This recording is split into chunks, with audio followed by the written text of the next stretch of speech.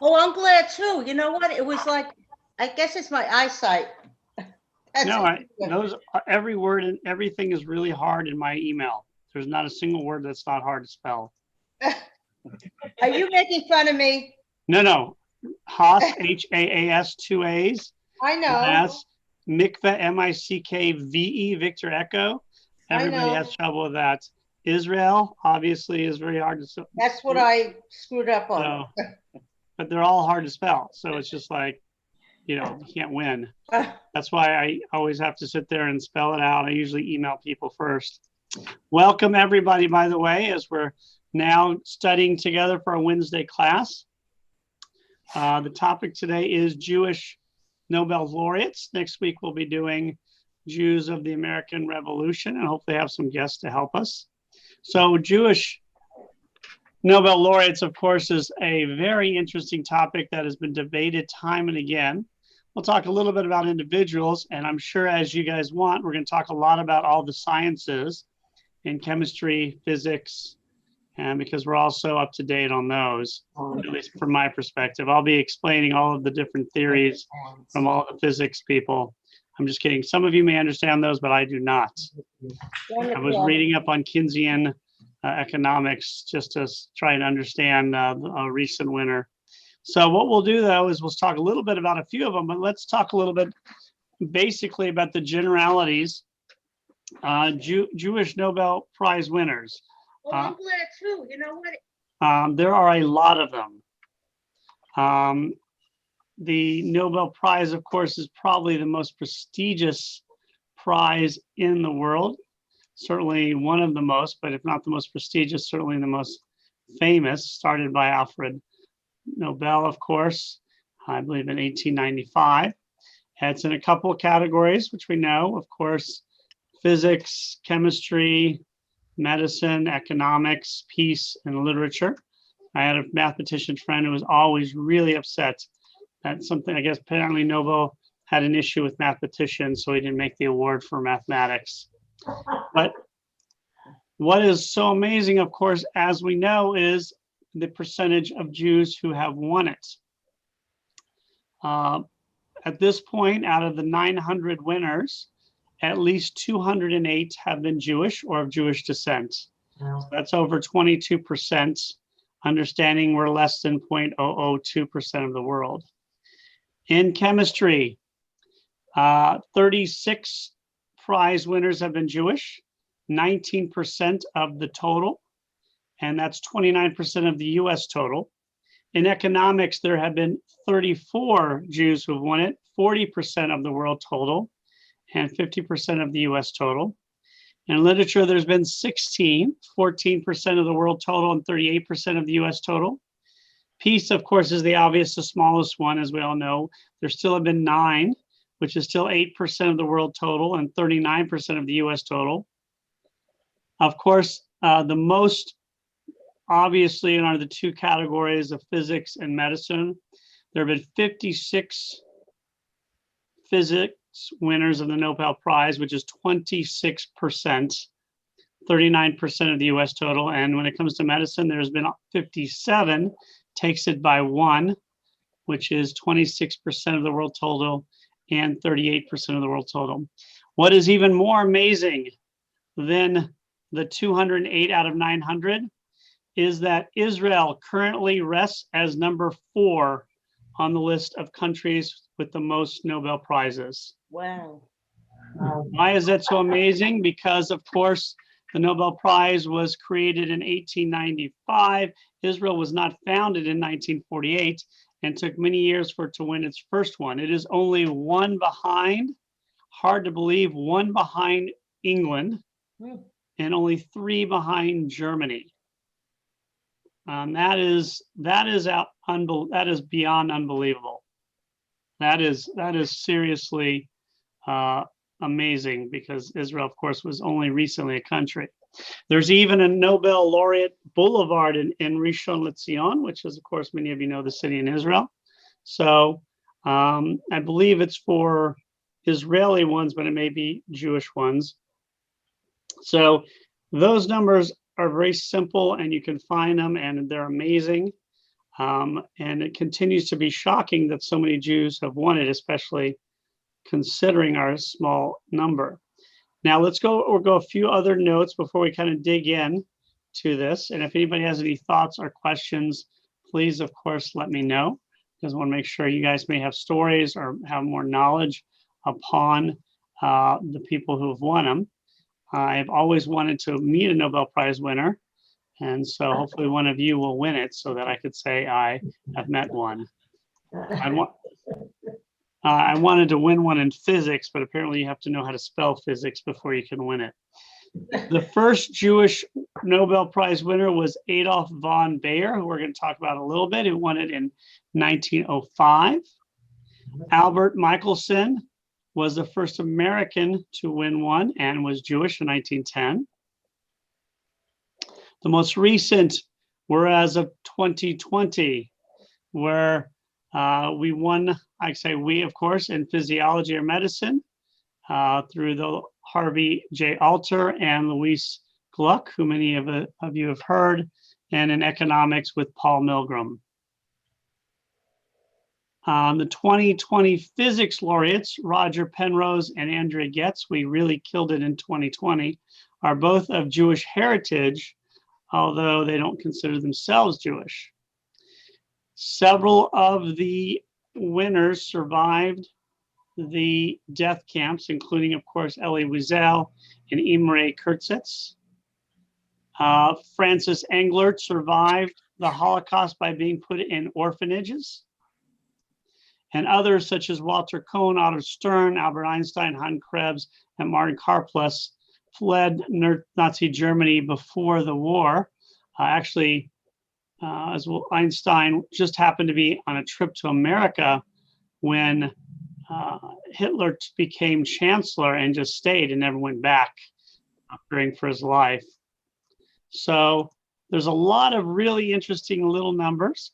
The oldest person to win one was a 96-year-old American Jew named Arthur Ashkin. So these are, of course, the list of Nobel Prize winners, which we know is extensive when it comes to Jews. But as we can imagine, what is the greatest discussion then when we see these numbers? So before we go to, I'm going to look at one or two of each one.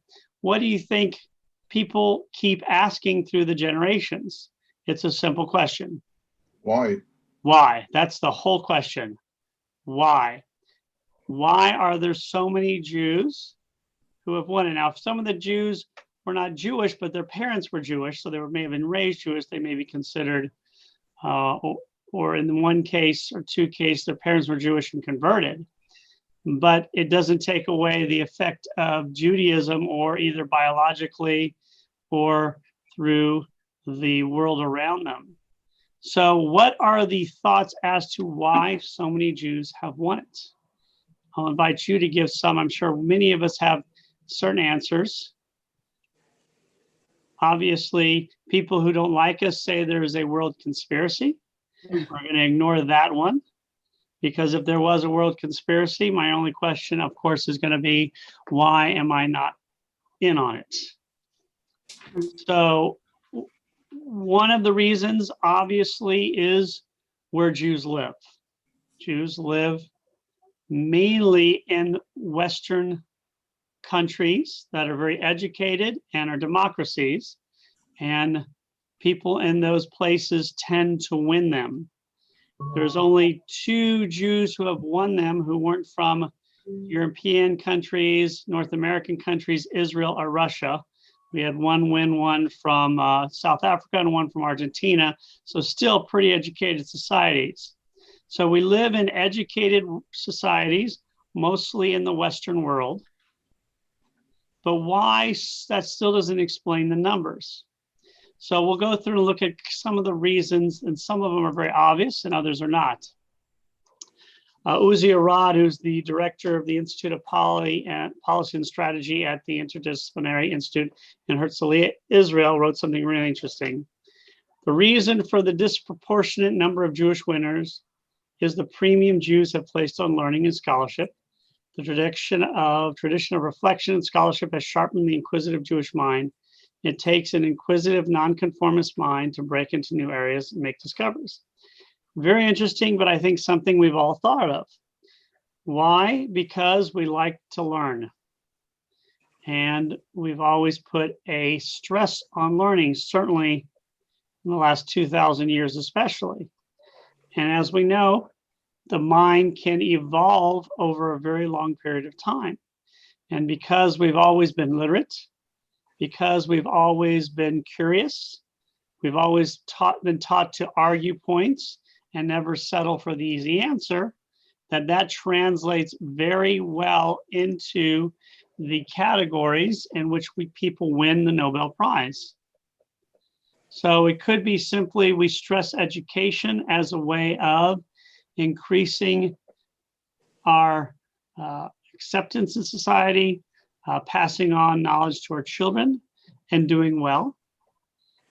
So that certainly is the most basic idea, that Jews have always been literate, that we've always pressed our children to study. We've always put studying ahead of even monetary gain traditionally, as we know who was the most important person in Anatevka. Always ask, is it Laser Wolf the butcher? The wealthy guy? No, the most important person always in the Jewish community has been the rabbi or the most educated. And that's where you've always stressed education. But that can't simply be enough. I mean, the percentages are so out of whack, there must be some other reasons. So what are some of the reasons? I was reading another really interesting quote from Professor Berman. Why do Jews have such a high IQ? With contemporary Jews growing up in a fairly typical middle-class American home, the hereditary hypothesis must play a significant role.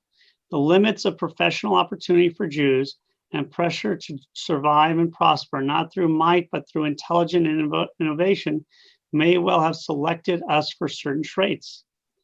European universities barred Jews for centuries, so Jews steered away from classics and literature and towards science to largely outside the traditional universities. This is a very interesting hypothesis, because today you go to the university to learn science and mathematics and, that's economics. But in previous centuries, you went to the university to learn classics, English, finance maybe.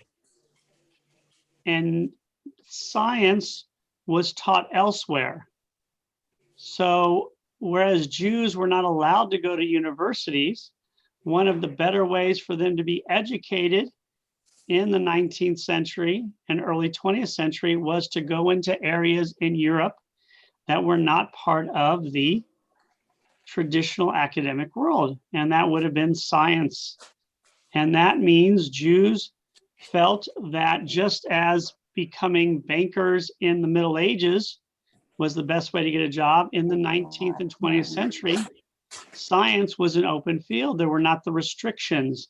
If you wanted to be a physicist, you could be Jewish because established non-Jews were not stressing and pushing their kids to go and become physicists or biologists or economists. These were areas that Jews could go into because they were completely open. And that is a very interesting one because, again, when I think of universities, I think of science. I mean, that's probably the first one I think of. I don't know about you guys, but it wasn't that way really into the more modern age. So all of these Jews who were winning Nobel Prizes in the mid and 20th century had probably studied in places that had restrictions on Jews in other areas, but not sciences. So it's very interesting to see that. Any other thoughts before we continue?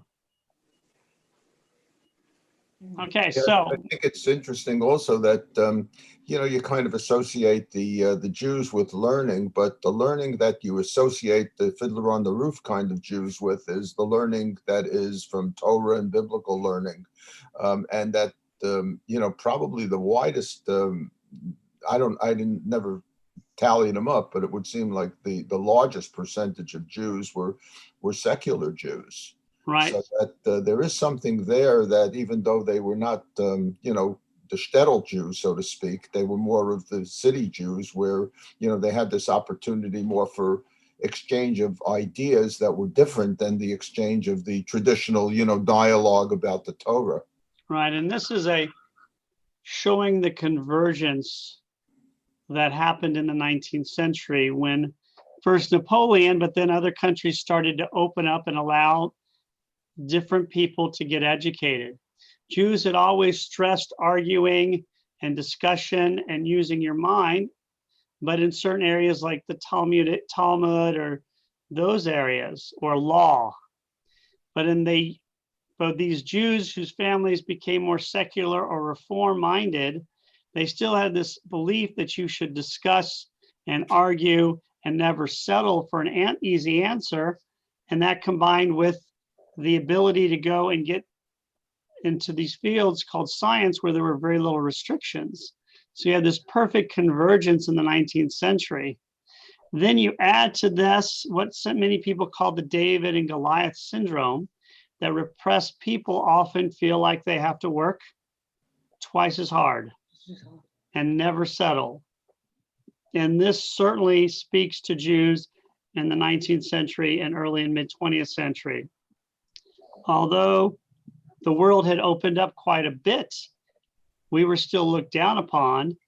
And in order to succeed, we often had to do twice as good just to get what we wanted, because we could be the most brilliant person in the class and still not get that job as a professor at a university because we were Jewish. Or we could be the most brilliant person in our high school class, but still not be accepted to an American university that we wanted. So we'd have to go to a different university and prove that that previous university who didn't accept us was wrong. So it is this idea that we have to strive to work even harder, almost an immigrant mentality that we see today, combined with the pressure from our own world. I mean, we joke a lot about the Jewish guilt, but the pressure to be educated in the Jewish world is enormous, even today.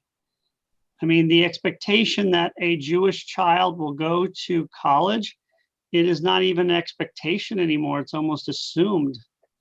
And if you don't go to college, there is really, obviously, if there's some mental issues or health issues, that's different. But other than that, there is some negative consequences as to how you're looked at if you don't go to college. I mean, how many of us know of any Jewish parents who do not stress going to college, who aren't talking about it from a very young age to our children, who are not from junior year actively looking for the best one and the best fit? I mean, it's become a middle class trait, certainly in America, and in the Jewish world even more so. So I think all of that is really, but also I think we have to go back to our religion as well.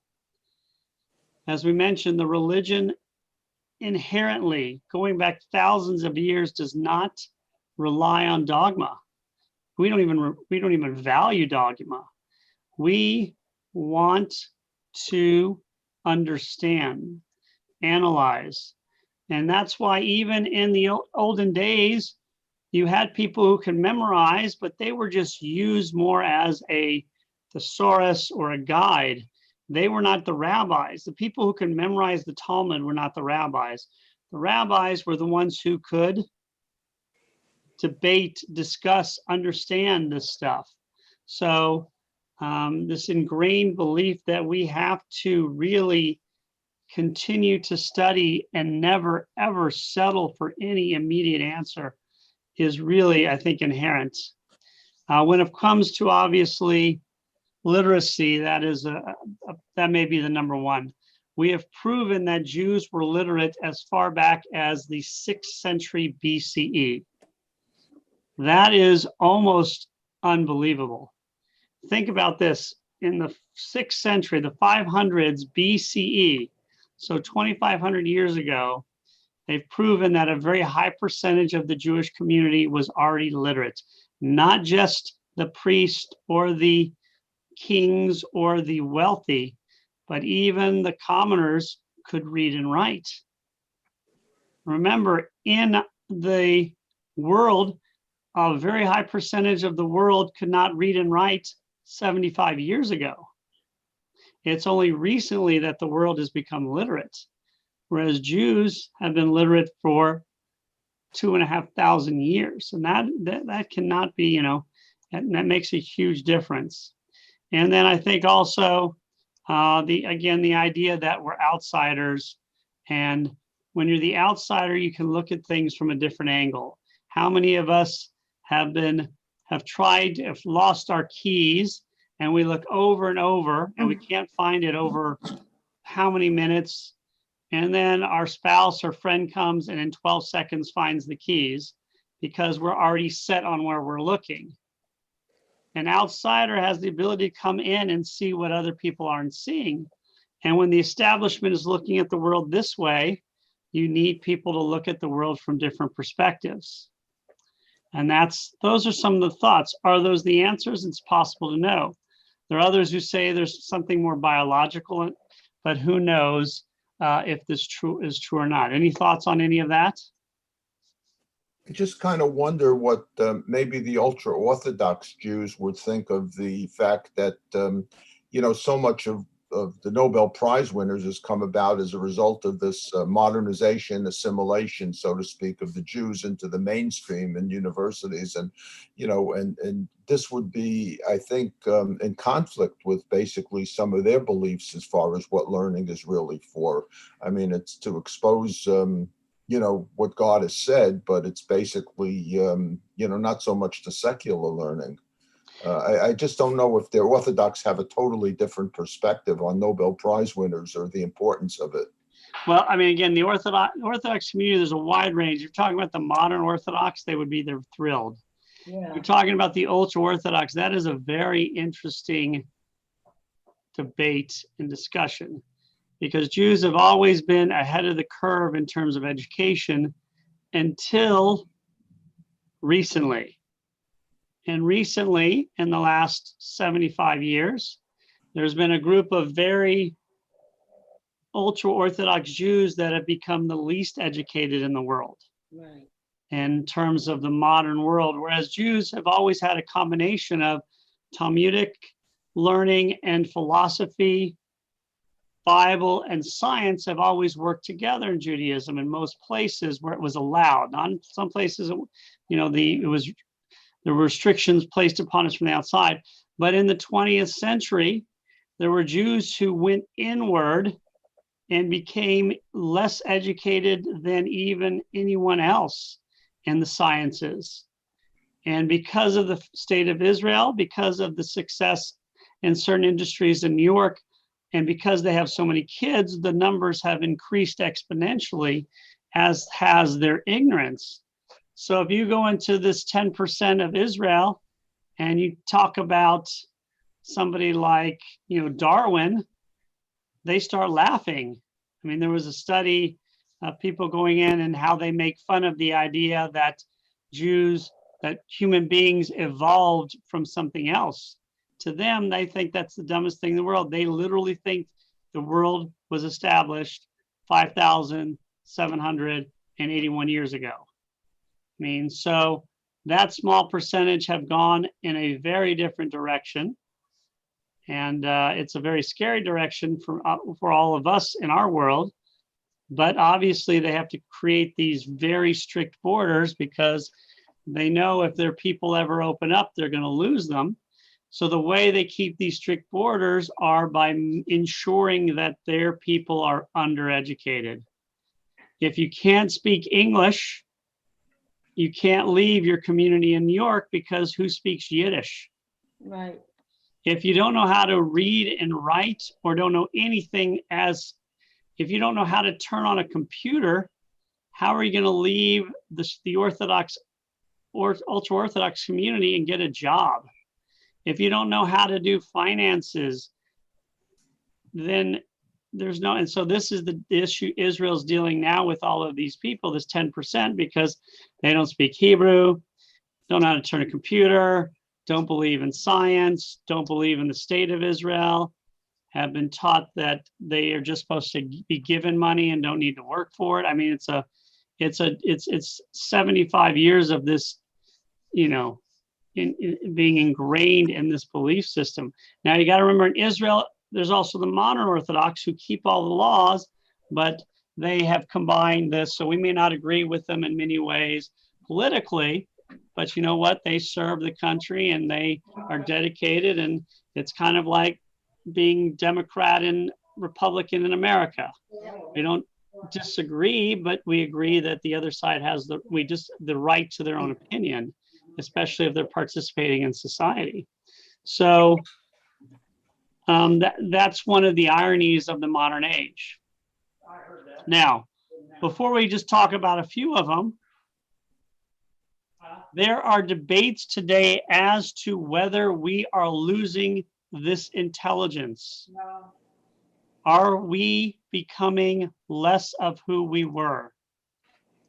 Are we losing the ability to win Nobel Prizes? And many of you will say, well, we just won a bunch of them this year. That's true, but generally speaking, when do you win a Nobel Prize?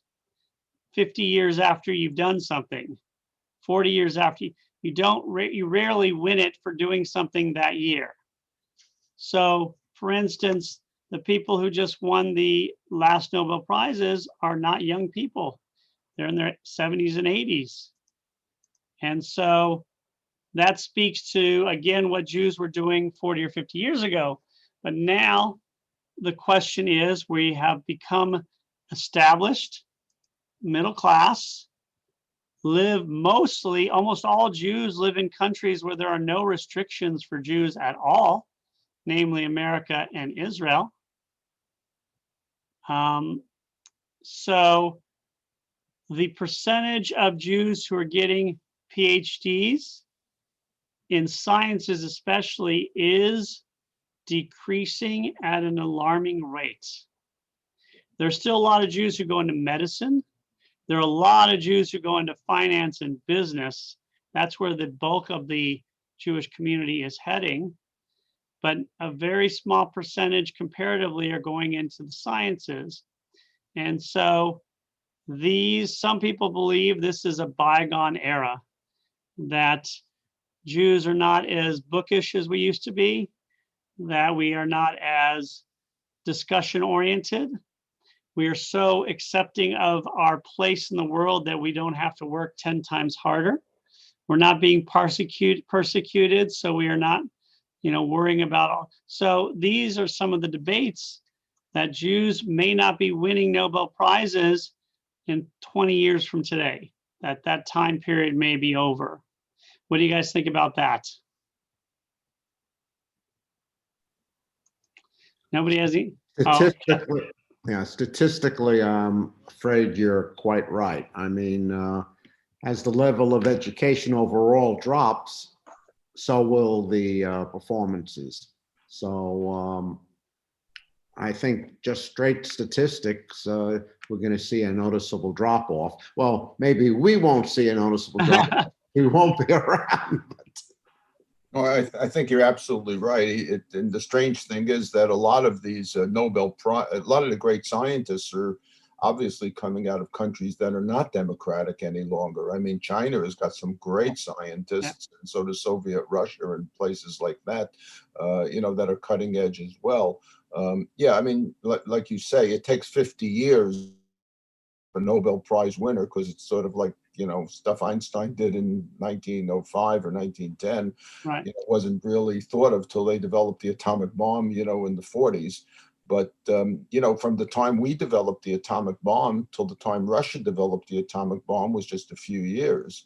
So the literature is getting out into the open, and, just information is being disseminated at such a rate now that it's just easier to, it's a steep curve till you get up to a point, but then it kind of levels off when everybody, has an equalizer, so to speak, and says, yeah, well, I can build that just by going to the internet almost. Yeah, and I think it's also a lot, going into science was a way of becoming established to make a good living while you studied. Where, of course, today, you can make a good living, a better living, probably financially, doing a lot of other things, and you won't have to go to college for so many years.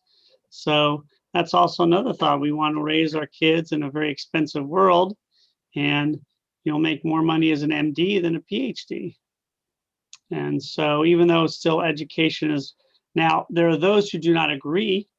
There are those who believe that that is certainly not that untrue, that as an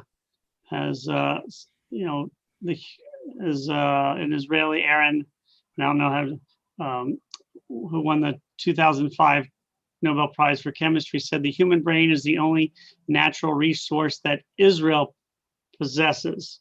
So he believes this Israel will still maintain that scientific strength because they have to.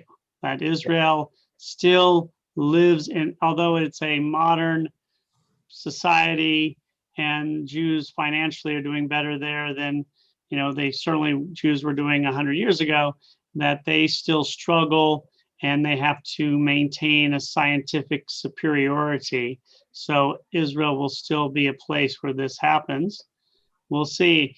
Also, as you mentioned, and first we'll go to Jane. I was just going to say that I feel that in the United States, the emphasis is on finance and wealth. And education does not mean all that much. Unfortunately, it's not valued here as much as it should be. And I think that's where the problem is, whether it's Jewish population or not. Most people look at somebody and say, oh, they can afford this or that, and not look at what they feel or think or could do otherwise.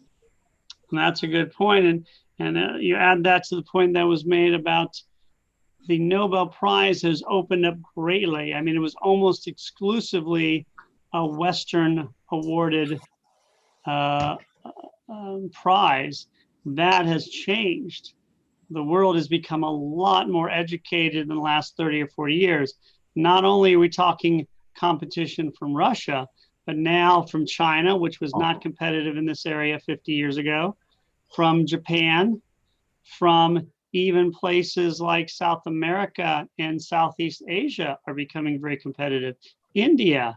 So the world has become a lot more educated, and countries have now figured out or deduced that science will make them competitive in every field. So whether you're democratic or not, science is essential. There are exceptions, places like North Korea, but generally speaking, science is very well regarded in places where it would not have been before. China 75 years ago, 60 years ago, did not want their people educated because educated people rebel and want stuff. That kind of thought has changed. It's still like that in places like Iran and North Korea and some other places. But in Russia and in China, you think they're not going to be excited when somebody wins a Nobel Prize and brings prestige to their country? Oh, yeah. Larry. Yeah, I was just going to say also, I think sometimes we also place a little bit too much emphasis on the award winner. It's almost like the Academy Awards, right. They have, let's say, 5 or 10 films and one wins, but the others are very, very good also. It's almost like I could flip a coin and right. The others, So there's a lot of science that's going on that maybe for one reason or another, the committee, and I don't know how they decide, does not pick that particular, person or group, for winning the award. But it's not that it's not the singular kind of right. thing which says, yeah, they're the world leader because the U.S. won. So it's not the Olympics, which the guy finished faster. You can time it on a stopwatch, so you have some sort of an objective criteria. Yeah, that's a good point. And also, a lot of Salk didn't win the Nobel Prize. Also, and also, if you're going to win the Nobel Prize 30 years after you do something impressive, remember, you have to live 30 years to get that Nobel Prize because they do not give it to people who've died. So Rena, and then Jeff. And Rena, you're still on mute.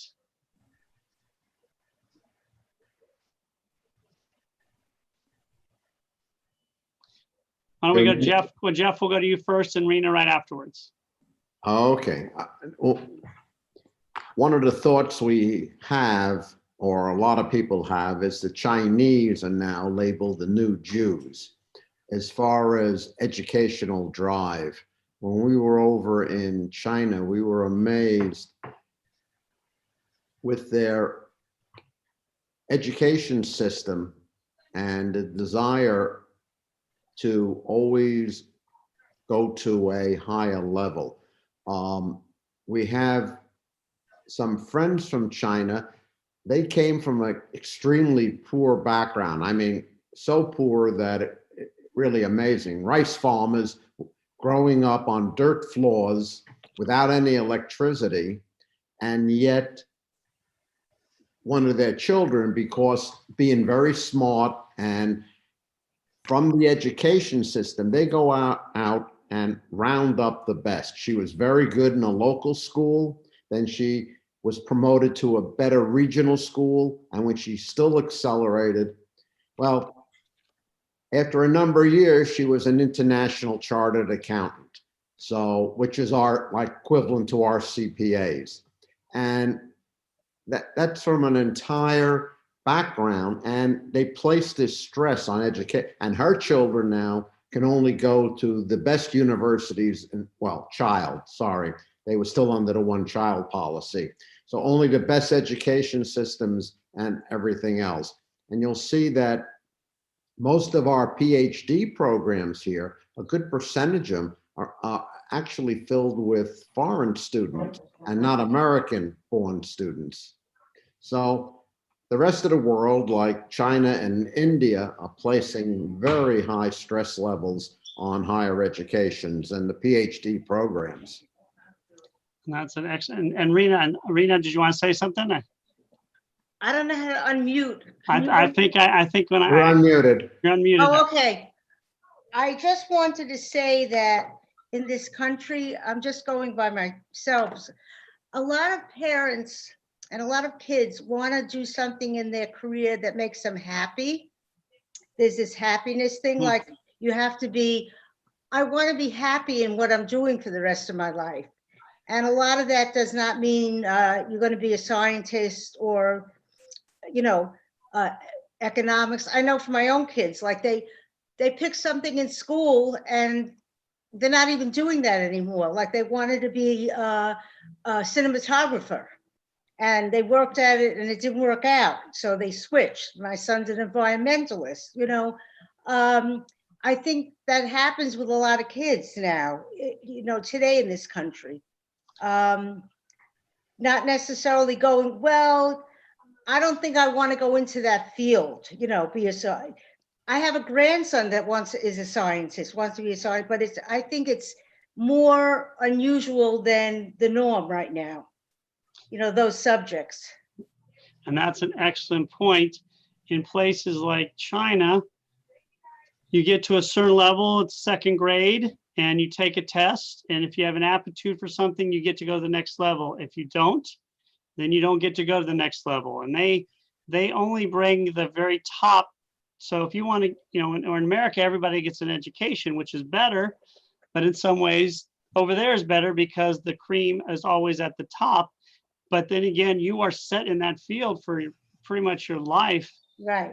So whereas here, people kind of can be late bloomers and can go from one field to another. Right. Obviously, if you stay in one field your whole life, you're going to probably become a master of it. So this idea of happiness, which I personally like, but is not something that was always stressed as much because you didn't have the leisure time to really be, you did what you needed to do. And so we've gotten to the point where we can ask for quality of life as well as and get it. I mean, basically, we've got to the point where we can ask for everything. We're asking for the whole Megillah. We want our kids to be smart, educated, happy, And wealthy. fulfilled. Yeah, I mean, it's a tough thing. Where in other places you don't have that option. All right. Let's go through and look at just a couple of individuals now who have won it. I tried to stay at one or two famous ones, but also some that were not as famous. So the first one is Adolf. His full name was Johann Friedrich Wilhelm Adolf von Baer. Oh my God. And he is the very first Jew to win the Nobel Prize. He won it in chemistry in 1905. He was not actually Jewish, though. His mother converted so she could marry into a very impressive family.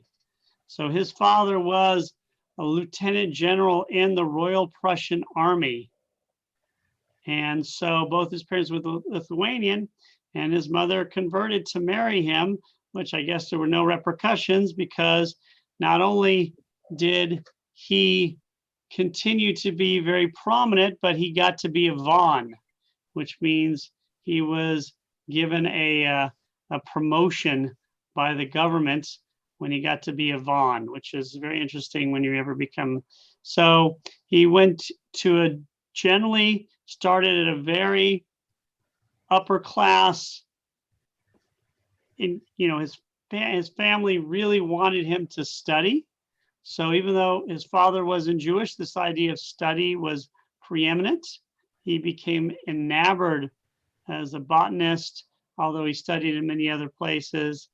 And I don't understand what the importance of it, but his work had to do with the dye from indigo.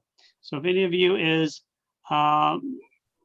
understanding this, but he eventually became a chemistry professor at the University of Munich. But this is a person who was living in the world. He was born to a Jewish mother who had given it up, but yet we know continued to stress this idea of study. He was born in Berlin, of course, which was back then one of the most educated places in the world.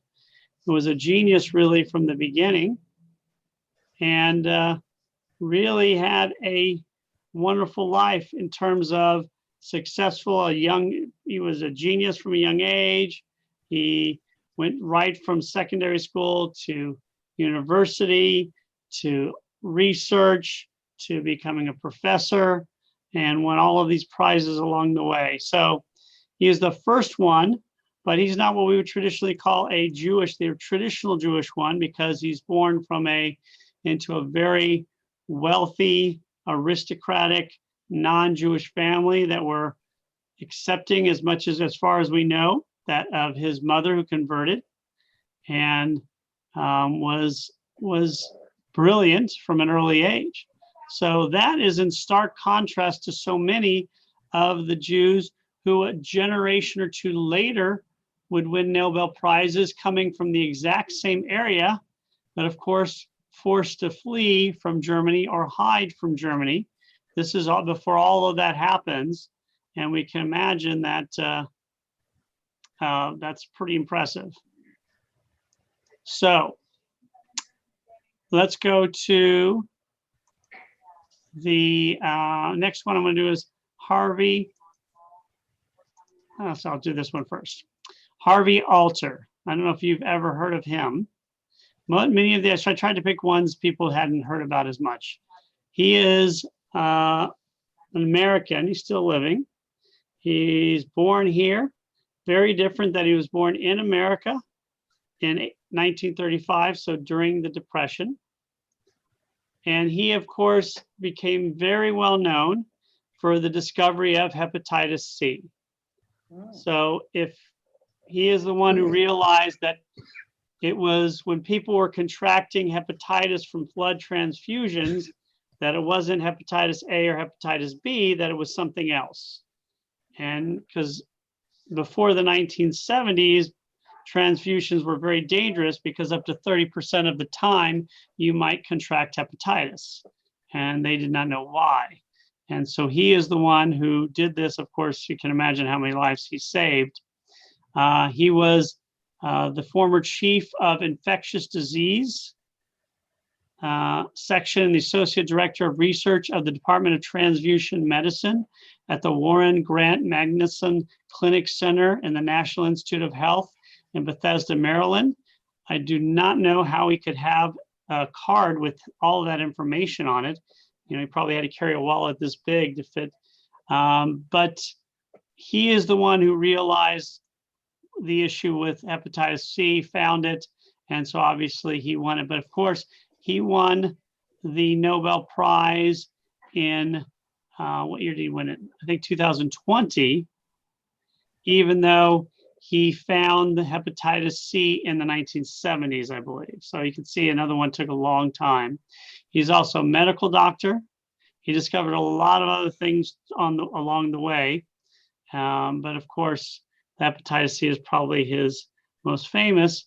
Now, of course, because of him, blood banks started testing for all of these things eventually, and obviously changed the way the world works. It's hard to believe it took this long in many respects. So had anybody heard of him before this? Probably a few of us had. I had not. Obviously, I heard of hepatitis C, but I had not. So who are some other ones that are in physics? Obviously, this is an area where there are a lot of Jews, a lot of them very famous. I picked one who was famous, but not certainly as famous as Einstein. Niels Henrik David Bohr. I think many of us have heard of him. He is not only famous as a physicist, but as a hero, as he saved many Jews by getting him out of Nazi Germany in the 30s. A lot of scientists he saved, and really was a humanitarian as well. He was a Danish physicist, which was a little different, so he was not German. He won the Nobel Prize in Physics when he was a very young man. He was only 37. And so Bohr, of course, I do not understand everything he did, but he is one of the most famous scientists of the 20th century. The Bohr's Institute, of course, he is the person who created the first ever Institute for Theoretical Physics at a time when this was not generally considered an important field, I guess. He did that in the 1930s. Before and after the Germans occupied Denmark, he fled to Sweden and helped convince Sweden to bring in Jews and help convince the Danish government to protect all of their Jews, which they did. So in no small part because of him, all 7,000 Danish Jews survived. He also helped bring a lot of scientists out of Germany in the 1930s and found them places around the world. So basically, the list includes Guido Beck, Felix Bloch, James Franck. I mean, the list goes on and on. So not only did he help save the entire Jewish population of Denmark, he saved a high number of very important Jewish scientists. So even though he's best known as a physicist, he is also known as a humanitarian. He also came to America in the 40s and was given a tour of the facility where they were creating the bomb. And that's how revered he was as a scientist, probably one of the most famous and most revered at that time. So he didn't do anything with the Manhattan Project, but some of his theories were very important to them succeeding in it. So has everybody heard of this guy? Obviously, he is probably one of the most. Anybody have any stories about him or anything? By Flossie. stories about him, but I have a cousin that was nominated for a Nobel Prize. Really? Yes. And a hell of a nice, down-to-earth guy. He then taught at NYU and went on in many fields, but he was nominated. But I have a question, Rabbi. How is it a committee that determines who is chosen? How do they decide? It is a committee. And they look at the effects you've had on the world. And again, you have to be living to receive it. So it is, and I think they do it very privately until until the nominees are chosen. So it's a Norwegian committee, obviously, and there are 5 members of the committee, and I think they have to be selected by either selected or approved by the parliament. Oh, interesting. Okay. And I'll say about Niels Bohr, that anybody that's taken high school chemistry probably has heard his name. He's one of the few Nobel Prize winners, aside from Einstein, that you probably heard in, Yeah. in high school because of his, it was, we see this big chart in front of us, Mendeleev's chart of the elements, the periodic table of the elements. Mendeleev was a Russian, but he didn't quite understand. He put together this magnificent chart, which showed, the order of the elements going from hydrogen all the way up to uranium and even higher elements than that with atomic numbers. But it was Bohr who understood how the atom was actually broken together. And I think that was kind of his major contribution. So if we took high school chemistry, you probably owe it to Niels Bohr. yeah, and that's, that and quantum mechanics, which I do not understand at all, obviously, but what's also interesting is he's also a philosopher, and all the stuff he did to save you, even after the war, he was very prominent in the world scene, trying to, create a way to safely deal with atomic energy. So probably maybe the most accomplished of all of the scientists of the 20th century, outside of 1 or 2, maybe Einstein and a couple others, but certainly kind of the godfather of all the scientists in the 30s and 40s that became so famous. Although Einstein was more famous than them, but Bohr was really probably the guy who they all looked up to and all knew because he was so prominent. Jeff? Bohr's played a very important role in Einstein's life. When you read Einstein's autobiographies and biographies about him, Bohr's name always comes up, and the influence he played on Einstein as far as his professorships, and the fact that Einstein actually comes back into Germany because Bohr's is the one who nominates him into various positions. So Bohr's recognized the genius of Einstein and certainly encouraged him along the way. Yeah, and he was also very cagey. He figured out that the Nazis were coming after him. He escaped to Sweden, went to England, came to America, but still went around trying to create ways to stop them and to get all of these scientists into really important positions. Who knows if the Nazis had not been so anti-everything, and they'd kept a lot of these scientists, and who knows what would have happened. So those are the ones we'll stop. We were going to talk a little bit about another physicist who is probably equally as famous. But we'll get to that. I was also going to talk about Kissinger. Obviously, he was probably one of the most controversial Nobel Prize winners. But always fun to talk about it. Any questions or thoughts? And I think Larry made a good point. There are a lot of most smart people do not win the Nobel Prize. Most accomplished people do not even get nominated for it. It's just kind of an indicator, but it's incredible though. So we'll see how the world goes. We'll see if Israel and America keep pounding out these Jewish physicists. Obviously, if there are going to be more Jewish Nobel Prize winners in the future, they'll probably be from Europe or Israel or the United States. Eventually, Israel will probably go over the number of Jewish German Nobel Prize winners. So it's hard to believe there's almost as many Jewish Nobel Prize winners in Israel as there has been in Germany. I mean, that's, you just think Nobel Prize winner, you think Jew in Germany. Flossie. You're still, sorry. Go Here ahead. we go, sorry. Besides the distinction of winning this honor, what did they get money-wise? I think it's about $1 million now. Let's check the amount they get. I don't remember if it's $1 million for each, or because often there's several people win it, but I think it's about $1 million now for winning the Nobel Prize. Let me look that up. Can they use it personally, or they have to put it back into their science, or what? 27 people assigned. No, they can do whatever. They keep it. It's a lot of pressure, though. I imagine if most people feel like they got to donate it. Let's see how much. Right now, it's about, looks like it's about $900,000.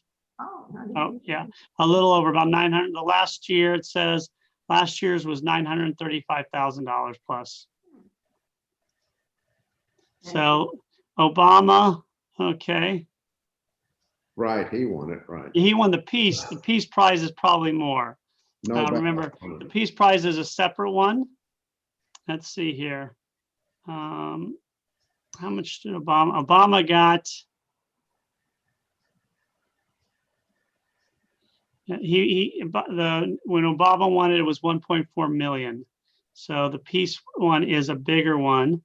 Obviously, if you're going to win the Nobel Peace Prize, you got to donate a lot of it, or else they probably take it away from you. You know, if you've won it, you know. There has been one group that has won more than 2 Nobel Peace Prizes. It was the Red Cross. So that's the only one that's won more than 2.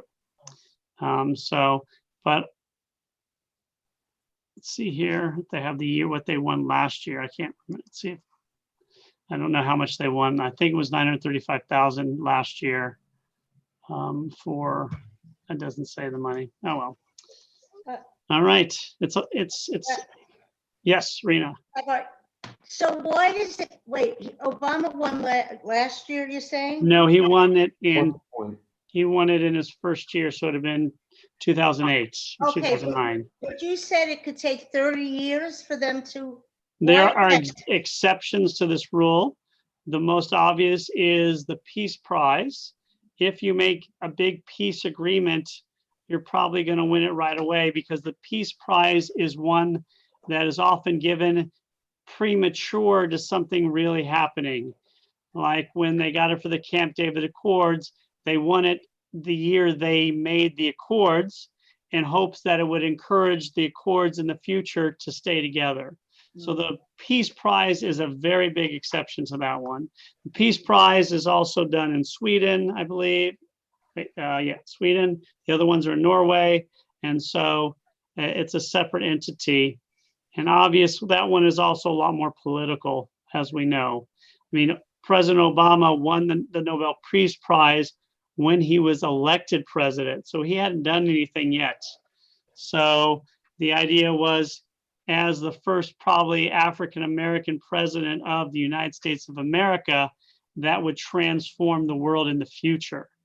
So it wasn't what he had done, it was really symbolic of what his winning would do for others, which is really an interesting way. So you have to have some sort of foresight or foresight hope, because we know Arafat won it one year with Yitzhak Rabin. And we know what happened and what he did afterwards was quite awful. So you never know. Give these prizes. I think Hitler won Time Magazine's Man of the Year one year, like in early 30s. So that I'm almost positive he won that award. So you never know. That's a different criteria, though. I think the Time Magazine Man of the Year is who influenced world events. Yes, So- but I don't think they were thinking it was going to be that negative at the time, but I'll have to check. Yeah, there was the girl that won it recently, didn't she? This young girl, was she Iranian, or I forget where? Yeah, the one who won it like Yeah, the, 2 was it, years ago. there was an Indian, the Indian girl won it, wasn't it the Indian girl? Yeah, she was Yeah. a teenager. So that, she won the Peace Prize. I think Peace she was Prize. attacked, yeah, and she was, but the Peace Prize is a little different, obviously. And so sometimes it's easy to do the Peace Prize. You make peace, it's easy, but most of the time it's given to people who are trying to do amazing things as opposed to people who have just made peace. I think Doctors Without Borders won it also. I think they won it this last year. Did they just win it or the year before? Yeah, a few years ago, yeah.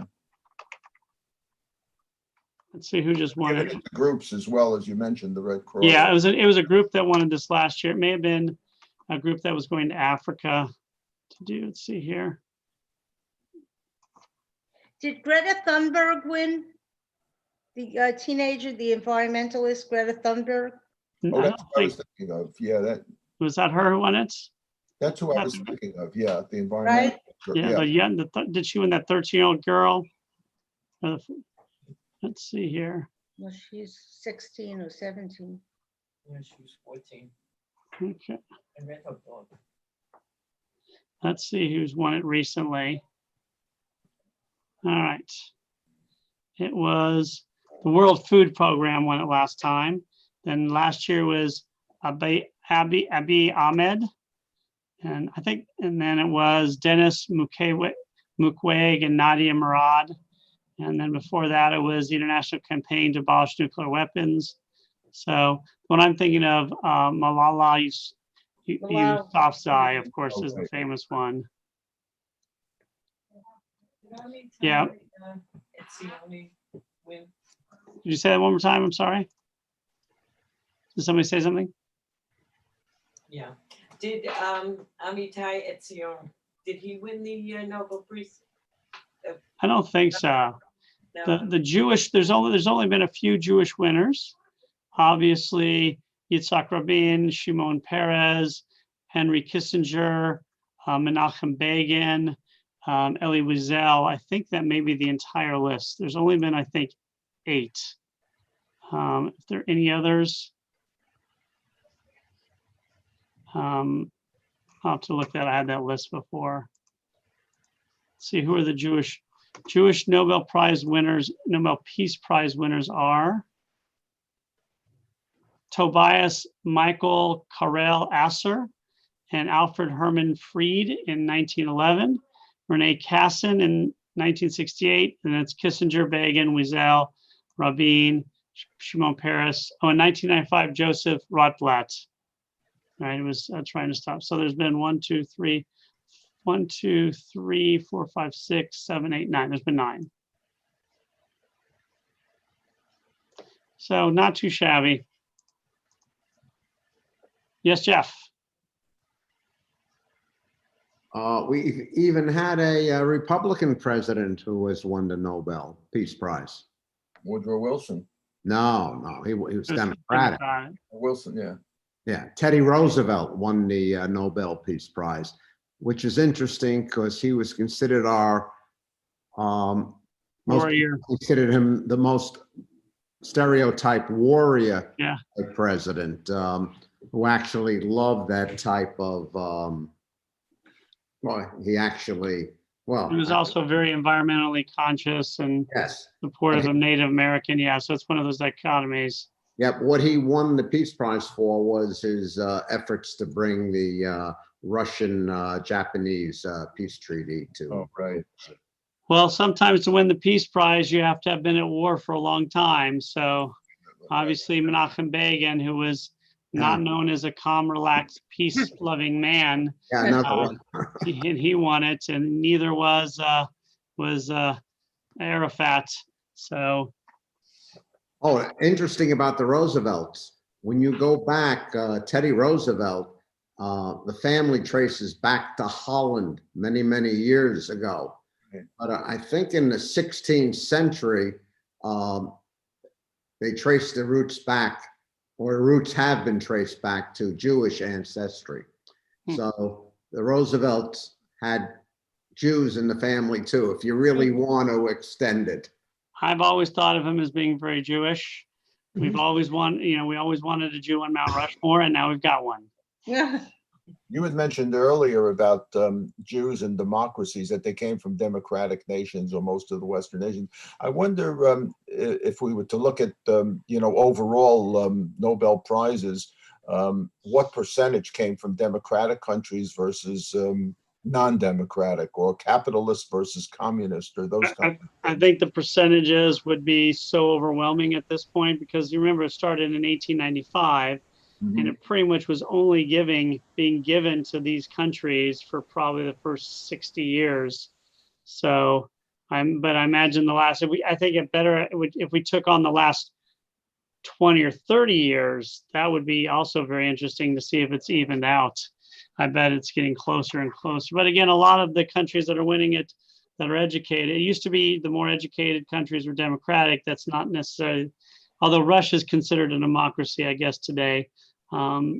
But China, as we mentioned, China is a very educated society, and they are communistic. So Yeah, it was always kind of like the Olympic events were always kind of had this undertone in it of what was the better Right. system for developing, athletic talent. And the Nobel Prize, I guess you could point to the same thing. It was Sputnik and other kinds of things. Under what system Oh could yeah. develop, the best scientific minds.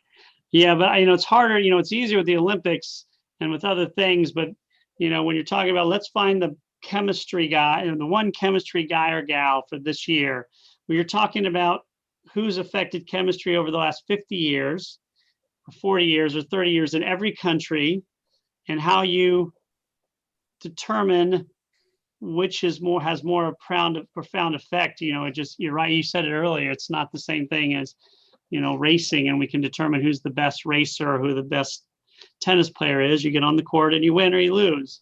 So it's got to, so there's not as many, probably a lot harder to create a competition between countries over this.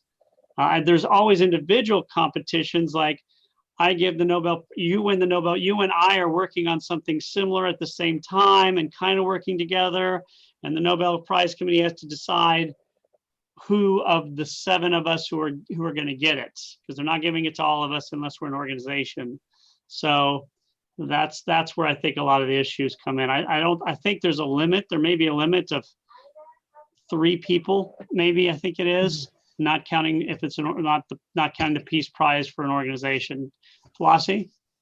Who was the first woman to win a Nobel Prize? Oh, that's a good question. I don't know that. Women have won, I think, 5%. That is really low, as you can imagine. Was Curie the first? That would be everybody's guess, including mine, and it is. She is the first. Really? She won in 1903, so it was very early on. 1903, wow. Yeah, she won it in 1905. Her daughter also won it, talking about family genetics. Right. And I think her daughter won it twice. I thought Marie Curie won it twice. Who's this Marie Curie? Yeah, Bertha von Suttner. That can't be right. Her daughter didn't win it the next 2 years later. I thought it was a lot later. Okay. I'll forget. Yeah, that, if you're going to talk about one group of people who have been, I wouldn't say denied, but have not been given their fair shake, it would be women. I don't think it's Nobel Prize Committee's fault, obviously, because the fault lies in the society itself, in which women were not given the same rights as men. So the Nobel Prize, you obviously have to choose, but I'm sure they're hopefully alerted to this and will make conscious effort to make it more fair in the future for women. Well, right. I think, Rabbi, I think you'll see the percentage of women going up. Oh, definitely, it's got to be. All right. Well, let's You see. can't go much farther down. I mean, it's really low. Let's see, the Nobel Prize for Literature this year went to a woman, and Right. And she's Jewish. Yep, she is Jewish, and for poetry, nonetheless. So Poetry, yes. almost stereotypical that the woman would win it for poetry. I mean, so again, as we know, traditionally, Unfortunately, women have not been invited into the world of science. Right. There was always exceptions, but you had to be beyond brilliant on a level that men just couldn't compete with to even get a chance in many respects. So that is changing, and there are a lot more women. Nowadays, obviously, universities are looking for women to come and be in the sciences because it's such an untapped resource. So hopefully that'll change in the future. In medicine, of course, is. And oh yeah, most medicine. medical schools have got over 50% of women now. Right. Yeah, and of course, medical schools are different because medical school promises a very nice financial future. Not guaranteed, but pretty close comparatively. We're getting a PhD in science does not. Flossie? During World War II, who won some of the Peace Prize then? I'm just curious. Good question. Did they even give it? I don't even know if it was awarded then. And they probably postponed it. Let's see. That's a good question. Let's see if they did. Oops. For peace, it's not been given several times. Oh, It was really? not given from 1939 to 1943. Wow. 1944, the International Committee of the Red Cross won it. And then in 1945, Cordell Hull Oh, Oh, There is- wow. won it. Oh, gosh. He was working for FDR's and then that administration. Hmm. And then right after the war, a woman named Emily Green Blach won it, who went after, he was dealing with poverty, child labor, and immigration. And then a guy named John Mott, who was strengthening international. What did he win it for? He was working to promote peace in the Protestant movement. Did they not give a prize during World War I also? This was World War II. That's a good question. They did not give one in 1913, 1914. Of course, the war began in 1914. So they didn't give one in 1914, 1915, 1916, and 1918. So the entire war, they only gave one, and that was in 1917 to the International Committee of the Red Cross. I imagine during the major wars, that's where they won 2 of the 3. Wonder when they won their 3rd one. They won the 3rd one in 1963. yeah. So I guess after World War I, Wilson probably won the Nobel then. Let's see here. I think he did for League of Nations. No, he did. Yeah, 1919. Right after the war. Which is fortuitous because he died only a few years later, so he would not have been able to win it. And of course, the irony of the League of Nations is also obvious for all of us, but still. All right, thank you very much. Next week, I'm going to see if we can get some people to come on with us, and we'll talk a little bit about Jews during the American Revolution. Very apropos, obviously, for our congregation. One of the most important Jews of the American Revolution was a member. Actually, probably 2 of the most important Jews were members. So You can talk if you want. we'll look forward to that. And I hope everyone's doing well. Thank Thank you. you, Rabbi. All right. Thank you. Bye-bye. You guys stay safe. And if you need anything, remember, let me know. And again, have a good one, guys. We'll see you.